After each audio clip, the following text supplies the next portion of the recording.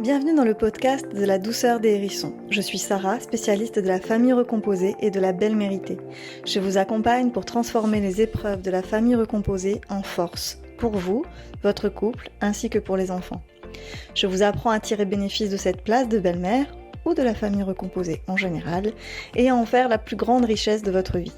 Ma mission, briser des tabous, que la famille recomposée ne soit plus source de souffrance, de division, de complexité. Aujourd'hui, je vous propose une nouvelle série de podcasts qui vous accompagnera tout l'été. Son nom, Que sont-ils devenus ?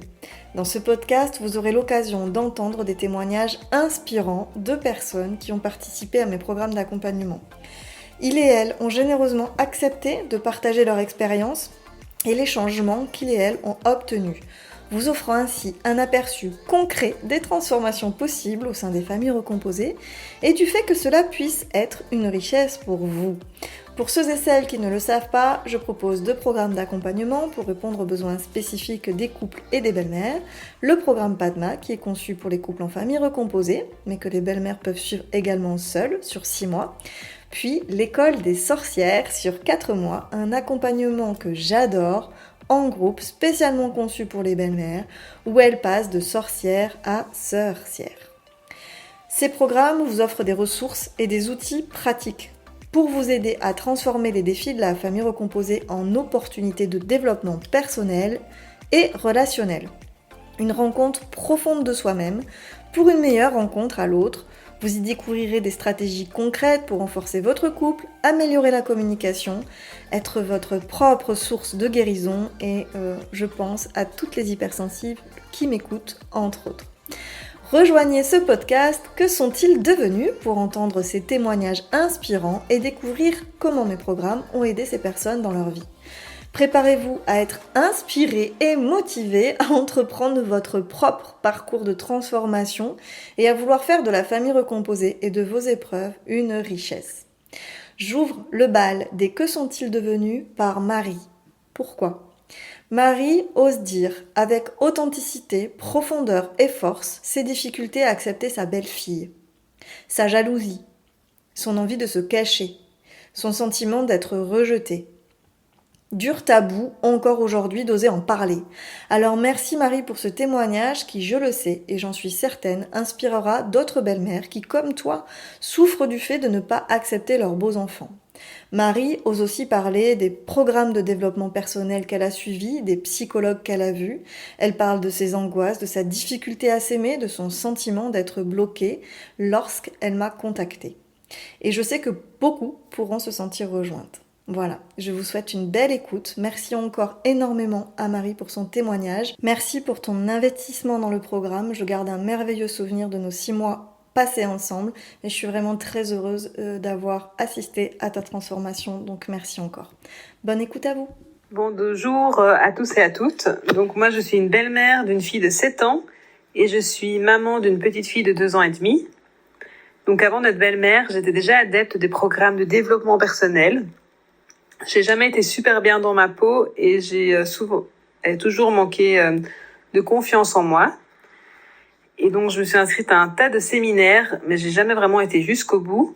Certes, j'ai appris des choses sur moi, mais j'étais pas vraiment satisfaite et cela me demandait énormément d'efforts. Il y a beaucoup d'exercices où on doit apprendre à dépasser ses peurs et rien que les exercices en soi, ils me terrorisaient. Du coup, je procrastinais et j'essayais autre chose pour finalement pas vraiment avancer sur mon réel problème. Et puis en 2018, c'est là que j'ai rencontré mon compagnon et sa petite fille. Alors elle avait 3 ans. Et dès la première rencontre, je me suis sentie super mal à l'aise.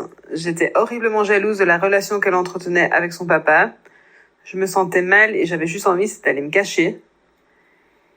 Et au début, mon compagnon, il se rendait un peu compte de rien. Et puis, au fur et à mesure, ça a commencé à le peser de plus en plus.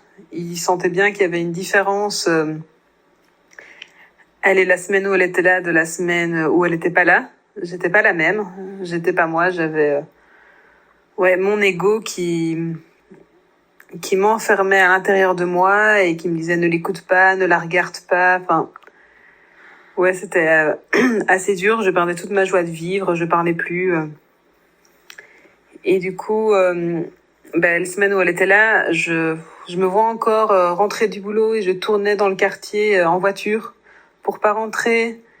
J'essayais je proposais à mes copines de sortir quasi tous les soirs quand elle était là pour pas rentrer à la maison. Je m'arrangeais vraiment pour jamais être là en même temps qu'elle.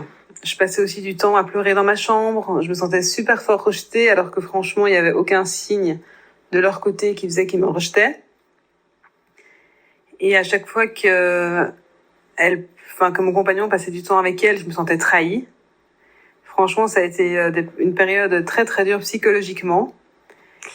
J'ai continué à côté mes formations en développement personnel. J'ai été voir des psys, mais je me sentais souvent jugée et personne ne comprenait pourquoi je me comparais à cette petite fille de 3 ans, où il y a même une psy qui m'a rigolé au nez en me disant « Mais comment pas avoir eu peur d'une petite fille ?»